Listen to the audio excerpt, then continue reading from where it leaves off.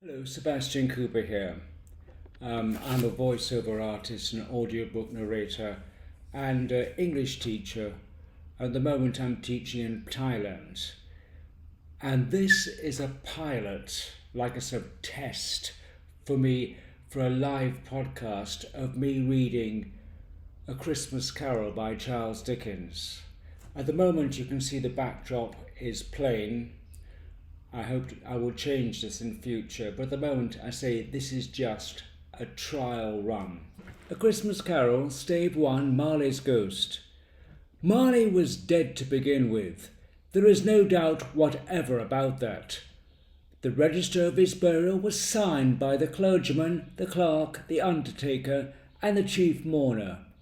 Scrooge signed it, and Scrooge's name was agreed upon change for anything he chose to put his hand to. Old Marley was as dead as a doornail. Mind, I don't mean to say that I know of my own knowledge what there is particularly dead about a doornail. I might have been inclined myself to regard a coffin nail as the deadliest piece of ironmongery in the trade, but the wisdom of our ancestors is in the simile, and my unhallowed hands shall not disturb it, or the country's done for. You will therefore permit me to repeat emphatically that Marley was as dead as the doornail. Scrooge knew he was dead? Of course he did. How could it be otherwise? Scrooge and he were partners for I don't know how many years. Scrooge was his sole executor, his sole administrator, his sole assign, his sole residuary legatee, his sole friend and sole mourner. And even Scrooge was not so dreadfully cut up by the sad event, but that he was an excellent man of business on the very day of the funeral, and solemnized it with an undoubted bargain. The mention of Marley's funeral brings me back to the point I started from. There is no doubt that Marley was dead. This must be distinctly understood, or nothing wonderful can come of the story I am going to relate. If we were not perfectly convinced that Hamlet's father died before the play began, there would be nothing more remarkable in his taking a stroll at night in an easterly wind upon his own ramparts than there would be in any other middle-aged gentleman rashly turning out after dark in a breezy spot, say St. Paul's churchyard, for instance, literally to astonish his son's weak mind. Scrooge never painted out old Marley's name. There it stood years afterwards above the warehouse door, Scrooge and Marley. The firm was known as Scrooge and Marley. Sometimes people new to the business called Scrooge, and sometimes Marley. But he answered to both names. It was all the same to him. Oh, but he was a tight-fisted hand at the grindstone, Scrooge, a squeezing, wrenching, grasping, scraping, clutching, covetous old sinner, hard and sharp as flint, from which no steel had ever struck out generous fire, secret and self-contained and solitary as an oyster.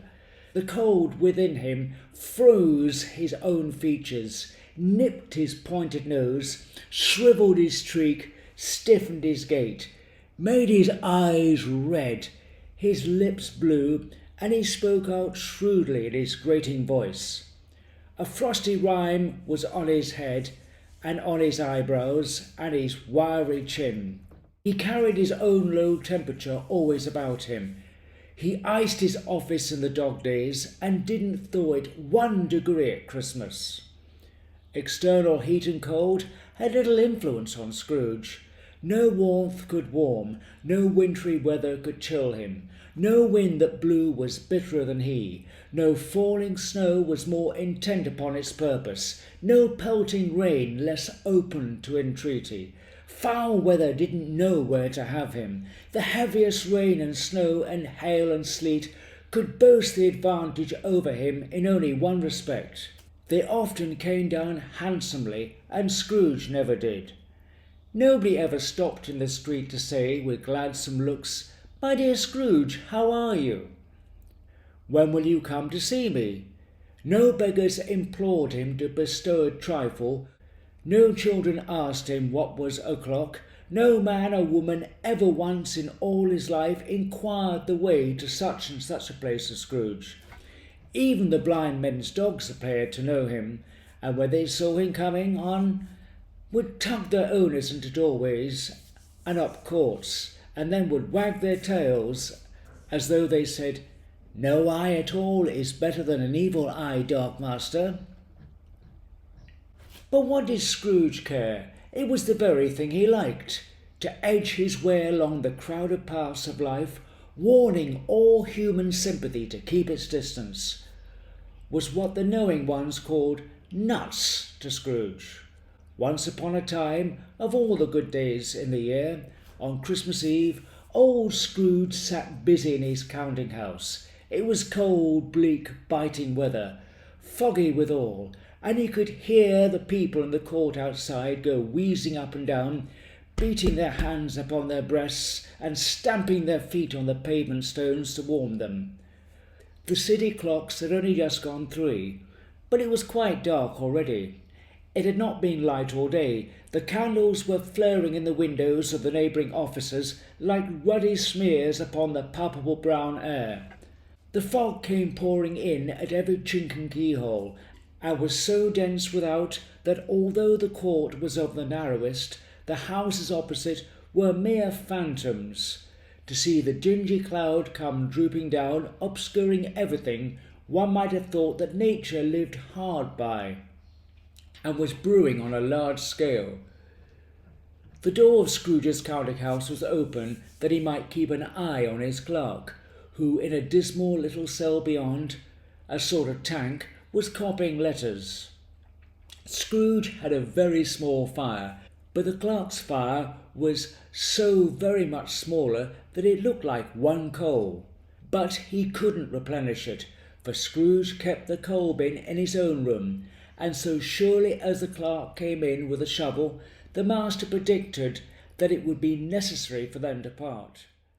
Wherefore the clerk put on his white comforter and tried to warm himself at the candle, in which effort, not being a man of strong imagination, he failed. "A Merry Christmas, Uncle! God save you!" cried a cheerful voice.